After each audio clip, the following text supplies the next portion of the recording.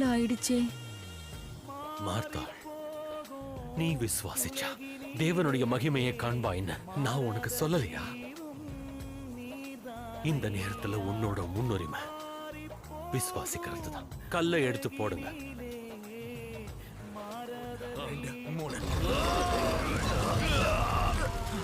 பிதாவே, நீர் எனக்கு செவி கொடுத்தபடினால் உம்மை ஸ்தோத்தரிக்கிறேன்.